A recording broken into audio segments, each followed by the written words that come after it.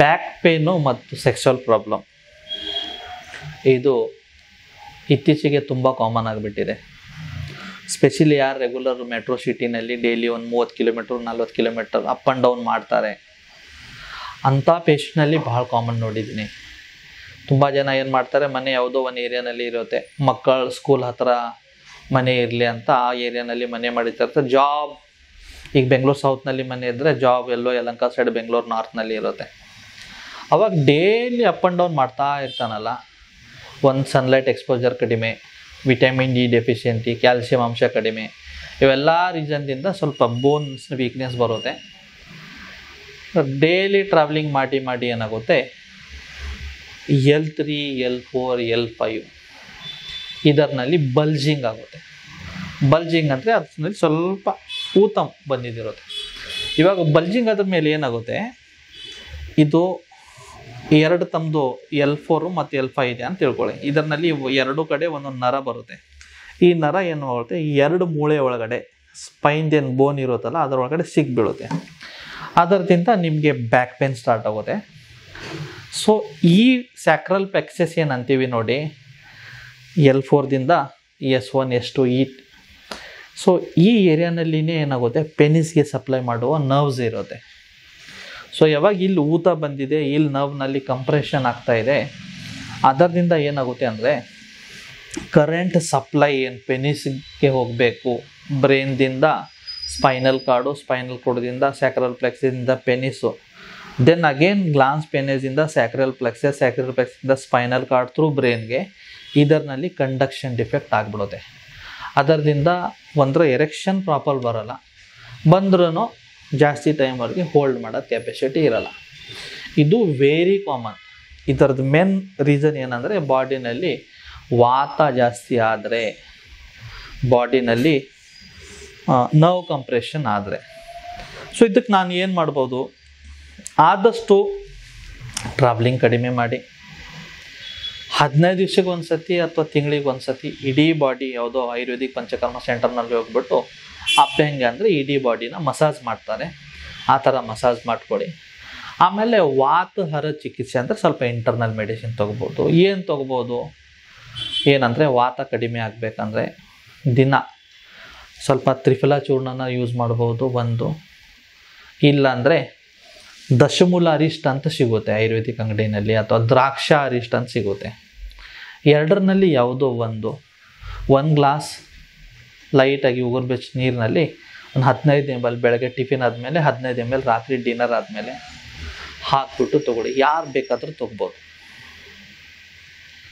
ಜೊತೆಗೆ ಎಲ್ಲಿ ನಿಮಗೆ ಪೇನ್ ಜಾಸ್ತಿ ಫೀಲ್ ಆಗ್ತಾ ಇದೆಯಲ್ಲ, ದಿನ ರಾತ್ರಿ ಮಲಗುವಾಗ ಆ ಏರಿಯಾನಲ್ಲಿ ಏನು ಮಾಡಿ, ಆಯುರ್ವೇದಿಕ್ ಅಂಗಡಿನಲ್ಲಿ ಮಹಾನಾರಾಯಣ ತೈಲ ಅಥವಾ ಕ್ಷೀರಬಲ ತೈಲ ಅಂತ ಸಿಗೋದು, ಸ್ವಲ್ಪ ಬಿಸಿ ಮಾಡಿಬಿಟ್ಟು 1 ಸ್ಪೂನು 2 ಸ್ಪೂನು ವೈಫ್ ಅಥವಾ ತಾಯಿಯವರಿಗೆ ಹೇಳಿಬಿಟ್ಟು, ಅಮ್ಮ ನನಗೆ ಇಲ್ಲಿ ಸ್ವಲ್ಪ ಮಸಾಜ್ ಮಾಡುವ ಅಂತ ಲೈಟಾಗಿ ಅವ್ರು ಮಸಾಜ್, ಅಂದರೆ ಇಂಟೆನ್ಷನ್ ಅಂದರೆ ಆ ಏರಿಯಾನಲ್ಲಿ ಆಯಿಲ್ ಹೋಗಬೇಕು. ಆ ಆಯಿಲ್ ಹೋಗಿಬಿಟ್ಟು ಏನಾಗುತ್ತೆ, ಅಲ್ಲಿಂದ ಪೇನ್ ಕಡಿಮೆ ಮಾಡುತ್ತೆ, ಅದರಿಂದ ಎಕ್ಸೆಸ್ ವಾತ ವಿಶೇಷನ್ ಆಗಿದೆ, ವಾತ ದೃಷ್ಟಿ ಏನಾಗಿದೆಯಲ್ಲ ಅದನ್ನು ಬ್ಯಾಲೆನ್ಸ್ ಮಾಡೋದು. ಅದರ ಜೊತೆಗೆ ತಾವು ಏನು ಮಾಡ್ಬೋದು, ರಾತ್ರಿ ಮಲಗಬೇಕಂದ್ರೆ 1 ಗ್ಲಾಸ್ ಉಗುರು ಬೆಚ್ಚ ಹಾಲು, ಅದರಲ್ಲಿ ಒಂದು ಕಡಲೆ ಬೀಜ ಎಷ್ಟು ಇರುತ್ತಲ್ಲ ಅಷ್ಟು ಶೀಲಾಜಿತ್ತು ಹಾಲಿನಲ್ಲಿ ಮಿಕ್ಸ್ ಮಾಡಿ, ಟೇಸ್ಟ್ಗೆ ಏನಾದರೂ ಬೇಕಾದರೆ ಸ್ವಲ್ಪ ಬೆಲ್ಲ ಅಥವಾ ಕಲ್ಲು ಸಕ್ಕರೆ ಪೌಡ್ರು ಸ್ವಲ್ಪ ಹಾಕಿಬಿಟ್ಟು ದಿನ ರಾತ್ರಿ ತೊಗೊಳ್ಳಿ. ಅದರ ಜೊತೆಗೆ ತಾವು ನಾನ್ ವೆಜಿಟೇರಿಯನ್ ಏನಾದರೂ ಇದ್ದರೆ, ಇಫ್ ಇನ್ ಕೇಸ್ ತಮ್ಮ ಬಾಡಿ ವೇಟ್ ಅರೌಂಡ್ 65-70 kg ಇದೆ ಅಂತ ತಿಳ್ಕೊಳ್ಳಿ, ಮತ್ತು ಹೈಟ್ ಒಂದು 5.5ರಿಂದ 6 ಫೀಟ್ ಒಳಗಡೆ ಇದೆ ಅಂತ ತಿಳ್ಕೊಳ್ಳಿ. ಸೊ ನಾನು ಆ್ಯಾವ್ರೇಜ್ ನಿಮಗೆ ಒಂದು 180 to 200 ಗ್ರಾಮ್ಸ್ ಪ್ರೋಟೀನ್ ಬೇಕು ಪರ್ ಡೇಗೆ. ಅವಾಗ ಏನು ಮಾಡಿ, ಸ್ವಲ್ಪ ನೀವು ನಾನ್ ವೆಜ್ ಏನಾದರೂ ತಿಂತೀರಂದರೆ ಡೈಲಿ ಒಂದು 3 ಅಥವಾ 4 ಬಾಯ್ಲ್ಡ್ ಎಗ್ ತೊಗೊಳ್ಳಿ. ತುಂಬಾ ಓವರ್ ಹೆಲ್ತ್ ಕಾನ್ಷಿಯಸ್ ಇದರ ಫ್ಯಾಟ್ ಜಾಸ್ತಿ ಆಗುತ್ತೆ ಅಂದರೆ 1 ಎಗ್ ಪೂರ್ತಿ ತೊಗೊಳ್ಳಿ, ಕಂಪ್ಲೀಟ್ ಎಗ್ಗು. 4 ಎಗ್ ಏನಿದೆಯಲ್ಲ ಅದರಲ್ಲಿ 3 ಎಗ್ ಏನು ಉಳಿತಲ್ಲ ಅದು ಏನು ಮಾಡಬೇಕು, ಒಳಗಡೆದು ಎಲ್ಲೋ ಪಾರ್ಟ್ನ ತೆಗೆದುಬಿಟ್ಟು ಬರೀ ವೈಟ್ ತಿನ್ನಿ. ಸೊ ಟೋಟಲ್ ಡೈಲಿ ಒಂದು 4 ಎಗ್ ತಿನ್ನಿ. ಮಧ್ಯಾಹ್ನ ಲಂಚ್ ಟೈಮ್ನಲ್ಲಿ ಸ್ವಲ್ಪ ಫಿಶ್ಶು ಅಥವಾ ಸ್ವಲ್ಪ ಚಿಕನ್ ಅಥವಾ ಮಟನ್ ತೊಗೋಬೋದು. ರಾತ್ರಿ ಮಲಗುವಾಗ ನೀವು ಸ್ವಲ್ಪ ಫ್ರೂಟ್ ಸಲಾಡ್ಸು ಮತ್ತು ಮೊಳಕೆ ಕಾಳುಗಳು, ಸ್ಪ್ರೌಟ್ಸು, ಮಿಲೆಟ್ಸು ಈ ಥರ ತೊಗೋಬೋದು. ಸೊ ಇದು ಏನು ಮಾಡುತ್ತೆ, ನಿಮಗೆ ಸರೌಂಡಿಂಗ್ ಮಸಲ್ಸ್ ಏನಿರುತ್ತೆ ಅಲ್ಲ, ಸ್ಪೈನ್ ಸರೌಂಡಿಂಗ್ ಮಸಲ್ಸು, ಆ ಮಸಲ್ಸ್ನಲ್ಲಿ ಸ್ಟ್ರೆಂತ್ ಚೆನ್ನಾಗಿ ಉತ್ಪತ್ತಿ ಆಗುತ್ತೆ. ಇಲ್ಲಿ ಏನಾಗ್ತಾ ಇದೆ, ಒಂದು ನರ್ವ್ ಮೇಲೆ ಡ್ಯಾಮೇಜ್ ಆಗ್ತಾ ಇದೆ, ಬೋನ್ ವೀಕ್ ಆಗ್ತಾ ಇದೆ, ಮಸಲ್ ವೀಕ್ ಆಗ್ತಾ ಇದೆ. ಸೊ ನರ್ವ್ ಡ್ಯಾಮೇಜ್ಗೆ ತಾವು ಆಲ್ರೆಡಿ ವಾತಾಹಾರ ಚಿಕಿತ್ಸೆ ಮಾಡ್ತಾ ಇದ್ದೀರಾ, ಬೋನ್ಗಾಗಿ ತಾವು ಆಲ್ರೆಡಿ ಏನಾಗ್ತಾ ಇದ್ದೀರಾ, ರೆಗ್ಯುಲರ್ ಆಗಿ ಶಿಲಾಜಿ ತೊಗೋತಾ ಇದ್ದೀರಾ, ಆಮೇಲೆ ಅಬ್ಬೆಂಗ ಆಯಿಲ್ ಮಸಾಜ್ ಮಾಡ್ತಾ ಇದ್ದೀರಾ.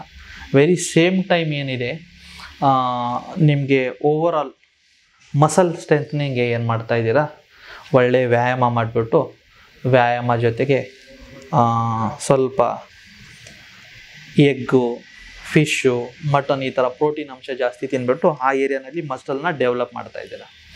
ಈ ಥರ ಮಾಡಿ ಪೇನ್ ಕಡಿಮೆ ಆಗಬೇಕು, ಆ ಏರಿಯಾನಲ್ಲಿ ಇರುವ ಊತ ಕಡಿಮೆ ಆಗಬೇಕು, ಆವಾಗ ಕರೆಂಟ್ ಸಪ್ಲೈ ಚೆನ್ನಾಗಾಗುತ್ತೆ, ಮಸಲ್ ಸ್ಟ್ರೆಂತು ಚೆನ್ನಾಗಿ ಬರುತ್ತೆ, ಬ್ಯಾಕ್ ಪೇನು ಕಡಿಮೆ ಆಗುತ್ತೆ, ಸೆಕ್ಸ್ ಪವರು ಚೆನ್ನಾಗಾಗುತ್ತೆ.